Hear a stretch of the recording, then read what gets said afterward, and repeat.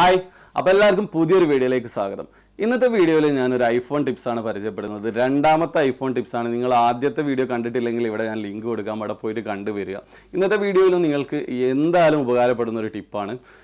നിങ്ങൾ ഉറങ്ങുന്ന സമയത്തൊക്കെ ഐഫോണിൽ പാട്ട് വെച്ച് കിടക്കാറുണ്ട്. പക്ഷേ നമ്മൾ ഉറങ്ങിക്കഴിഞ്ഞതിന് ശേഷം ആ ഒരു പാട്ട് കണ്ടിന്യൂ ആയിട്ട് രാവിലെ വരെ പ്ലേ ചെയ്തുകൊണ്ടിരിക്കുന്ന ഒരു സാഹചര്യമാണ് ഉണ്ടാവാറ്.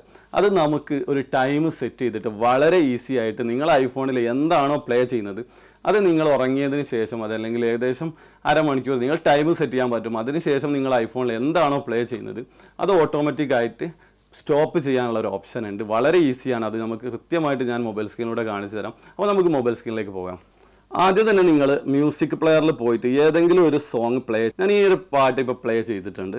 അതിനുശേഷം നിങ്ങൾ ചെയ്യേണ്ടത് ക്ലോക്കിലേക്ക് വന്നതിന് ശേഷം ഇവിടെ നമുക്ക് താഴത്തെ ടൈമർ എന്ന് കാണിക്കും.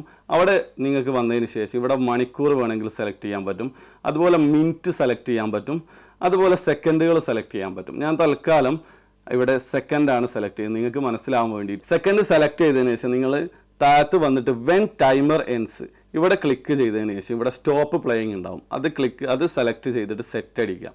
ഓക്കെ, അതിനുശേഷം നിങ്ങൾ സെക്കൻഡ് ഒന്നുകൂടി ഉറപ്പ് വരുത്തിയിട്ട് സ്റ്റാർട്ട് അടിച്ച് കൊടുത്താൽ 5 സെക്കൻഡ്, ഞാൻ 5 സെക്കൻഡ് സെലക്ട് ചെയ്തത് കൊണ്ടാണ് 5 സെക്കൻഡ് കഴിഞ്ഞാൽ ഇതിൽ എന്താണോ പ്ലേ ആകുന്നത് അത് സ്റ്റോപ്പ് ആവും.